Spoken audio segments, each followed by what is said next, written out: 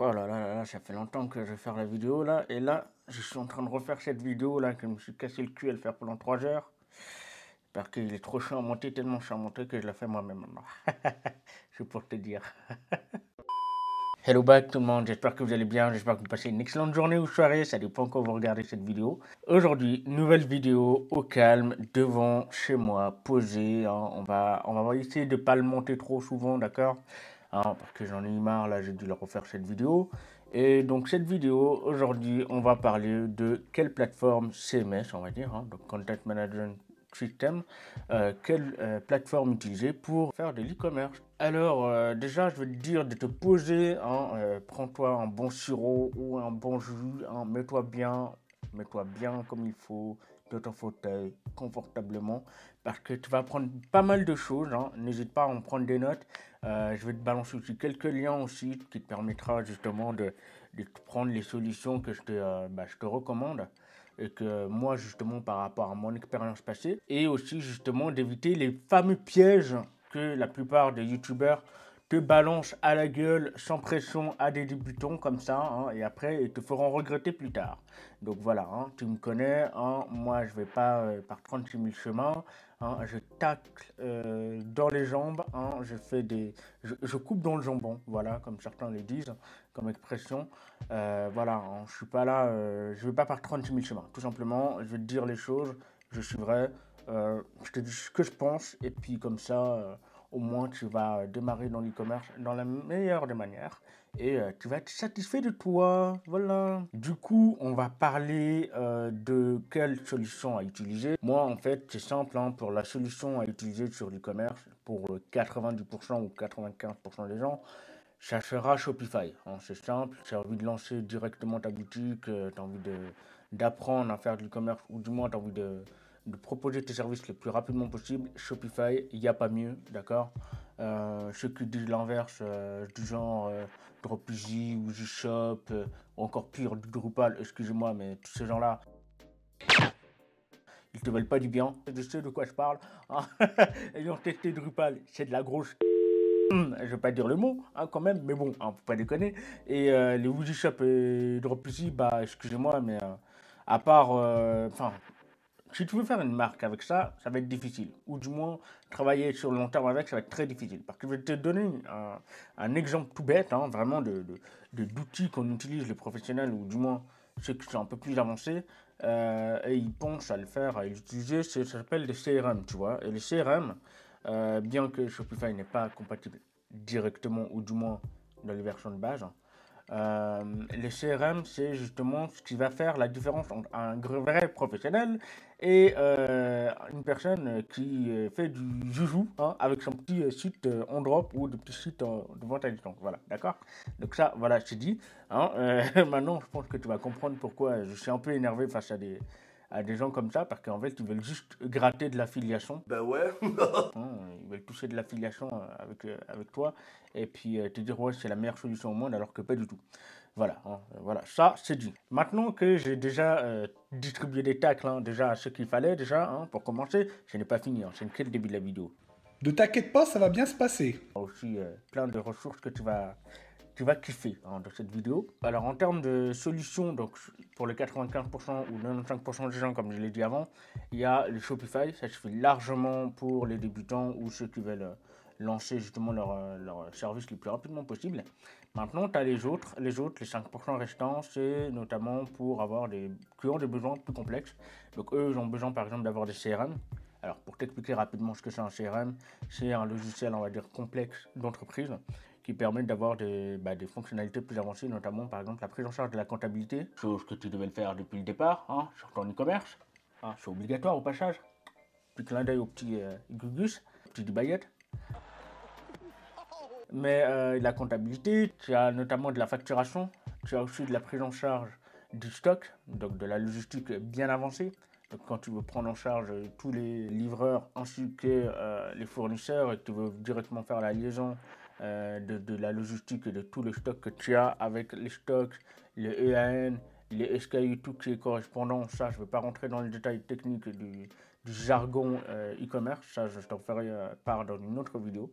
Il n'y a pas de souci. Du coup, voilà. Aussi, il y a un mythe que je voulais profiter de cette vidéo pour le démonter et pour démonter à ceux qui l'ont, par exemple, en tête. Hein, ça peut arriver. Moi, je l'avais en tout cas à l'époque. Il y a une chose qu'il faut savoir, hein, c'est qu'on a tendance à trop le valoriser ou à trop le survendre, notamment chez des agences ou autres, hein, peu importe. Hein. Tout simplement, la technique, je suis désolé de te le dire, hein, ça va faire mal, ça va être méchant, tu peux me dire tout ce que tu veux, hein, je m'en fous. Je te dis les choses telles qu'elles sont, c'est la vérité. Attention, grenade! La technique, ça ne fait pas vendre! Voilà, c'est dit. Pourquoi je te dis que la technique ne fait pas vendre? Bah en fait, c'est tout bête, je vais te parler de mon anecdote. Hein, mon anecdote que j'ai vécue environ en 2017-2018 avec une marque de motivation que je voulais faire. D'ailleurs, je vais la relancer probablement dans quelques mois, je pense, ou quelques semaines. Ça dépendra du temps que j'ai à disposition. En ce moment, c'est un peu short, hein. Mais le temps le dira, on verra si on va le relancer. Du coup, j'avais une anecdote par rapport à ça et aussi une anecdote de mon coach qui fait que j'ai dû changer de solution. Une solution beaucoup plus adaptée, hein, à mes besoins et forcément beaucoup plus fiable parce que forcément tu ne peux pas te permettre de perdre autant de temps. Pour te dire, j'ai perdu 6 mois de ma vie avec cette solution et plus jamais je ferai cette erreur, hein, plus jamais. C'est bon, la technique, on la met là de côté. Du coup, pour mon anecdote, c'est quoi? C'est que en fait, moi j'avais le choix en fait entre WordPress et Shopify à l'époque. Alors Shopify n'était pas du tout aussi avancé que maintenant, hein, faut le savoir. Hein. Du coup, voilà, j'avais WordPress ou Shopify. Moi, j'avais très peu de budget à l'époque, hein, donc voilà, hein, tu regardes les comparatifs, ce que tu fais, c'est le premier truc. Et en fait, tu regardes sur les sites, machin et tout, tu dis ah c'est cool, en fait, il y a WordPress, c'est gratuit, ah c'est trop cool, ah il n'y a pas de frais de transaction, mais c'est de la balle, c'est incroyable, ah t'as ton propre serveur, mais c'est trop fou, mais c'est de la balle, c'est de la folie, bon, on a gagné le jackpot. Mais en fait, la réalité, je la ferai les 6 mois après, hein, ou du moins durant les 6 mois de calvaire ou de douleur. C'est que en fait, tout simplement, c'est que WordPress, oui, c'est bien hein, quand tu es technique. Sauf que moi, je suis l'informaticien le moins technique au monde, ou du moins, je me considère en tant que tel.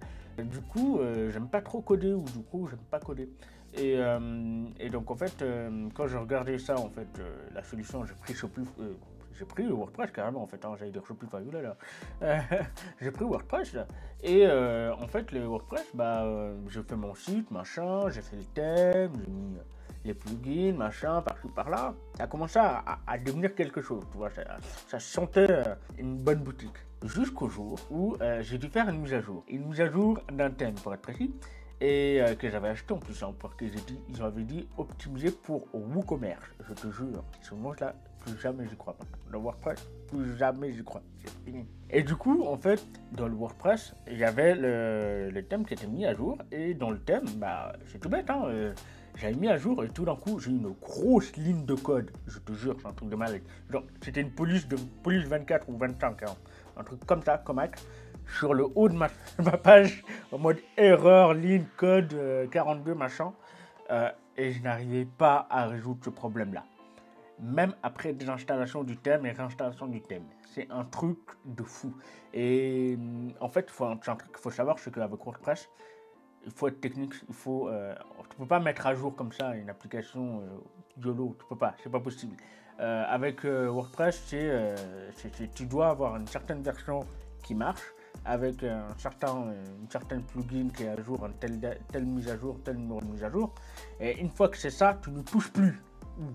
Tu le sécurises avec les antivirus ou les on appelle ça un pare-feu, anti-pare-feu quoi. Du coup voilà. Mais un firewall, pardon. Désolé. Désolé, hein, j'ai abusé avec le vocabulaire, mais voilà, ça arrive. Ça arrive d'avoir des blancs. Mais du coup, oui, justement, j'ai mis ça. Et puis en fait, le truc, c'est que les firewalls, j'avais pas à l'époque. Et j'avais pas aussi non plus un bon thème. Du coup, j'avais les grosses lignes de code et j'arrivais pas à le résoudre. Du coup, voilà, j'ai perdu 6 mois de ma vie à littéralement essayer de les résoudre. Essayer de bidouiller, machin. J'ai mis à jour tous les thèmes, tous les plugins, machin et tout. Ça n'a pas marché. Tout ça pour dire en fait que sur WordPress, tu ne peux pas mettre à jour comme ça de one shot solo. C'est un truc de malade, c'est un truc qui m'a traumatisé, hein, pour te le dire. Le site n'a jamais pu être lancé dans les standards que je voulais ou je m'y attendais. Et du coup, j'ai dû le lancer sur Shopify. Et devine quoi, sur Shopify, en moins d'un jour ou deux, le site était prêt. Certes, pas à la chose que je voulais à la base, mais il était encore mieux. Il n'y avait pas d'erreur de ligne de code. Il n'y avait pas d'erreur comme ça en plein milieu dans ta... En mode, tiens ça, goûte ça. Non, il n'y avait pas, tu vois. Et ça effraie pas le client. Et ça, c'est incroyable quand même. C'est une prouesse de fou, tu vois. Tu peux terminer un site en un jour en connaissant rien de Shopify, en mettant juste quelques petites applis, en mettant quelques petites couleurs avec une petite bannière. Et c'est bon. Enfin voilà, au bout d'un moment, j'ai envie de te dire pourquoi on se casse la tête encore avec de la technique. C'est pas la technique qui fait vendre. D'ailleurs, tu peux voir n'importe quel site dans le monde. Si tu as un site avec une page blanche, avec David Beckham dessus, tu as un t-shirt blond avec le nom David Beckham dedans, je te jure, ça vendra. Pourquoi? Branding, mon frère. C'est tout ce qui est l'image de marque, tout ce qui est le storytelling. C'est ça qui fait vendre, c'est pas la technique. Donc arrête avec la technique, arrête de t'embêter avec. D'accord? S'il te plaît, fais-moi plaisir, arrête.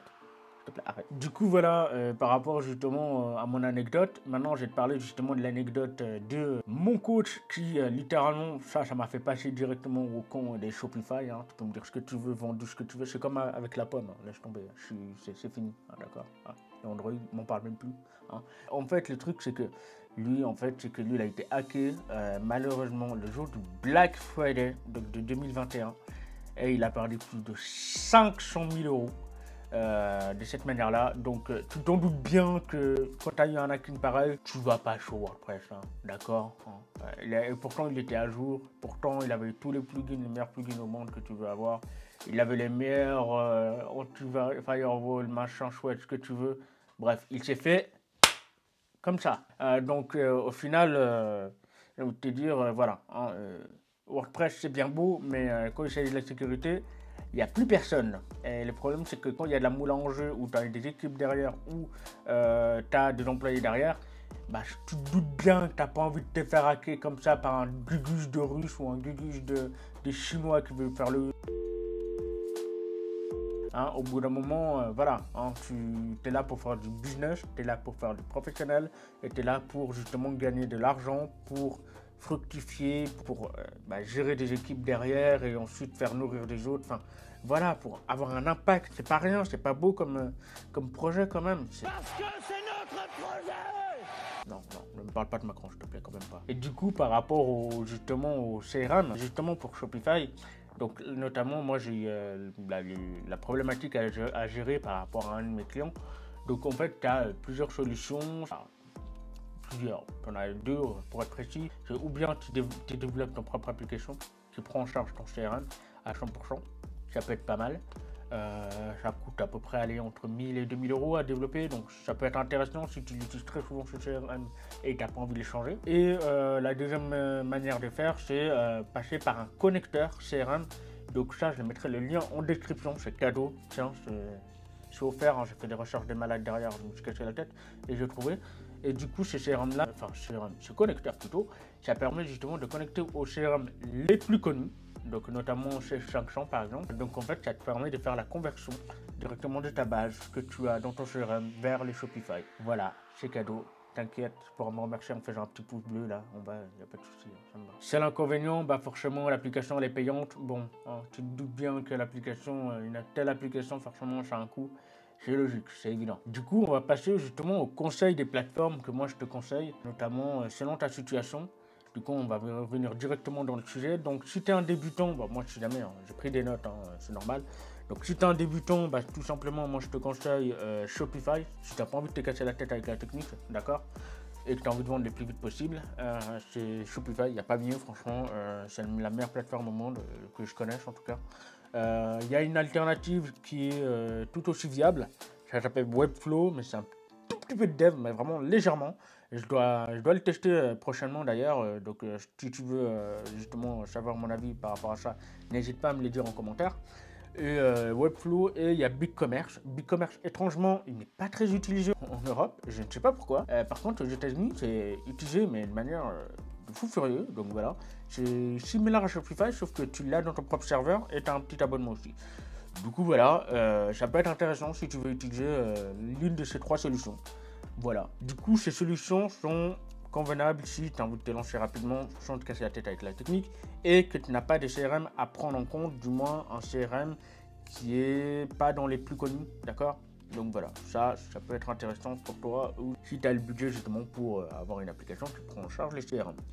Donc si par exemple tu as des petits devs autour de toi ou alors tu es toi-même un petit peu un dev ou tu as envie d'avoir un peu ton autonomie, tu peux utiliser WordPress plus WooCommerce. Par contre, il faut prévoir un budget de développement, un budget de maintenance.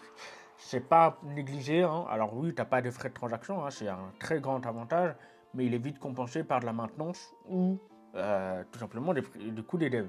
Donc ça n'a pas négligé. N'oublie pas aussi la sécurité, même si voilà, je t'ai montré qu'avec mon coach il s'est fait hacker, bah voilà, ça arrive, c'est la vie.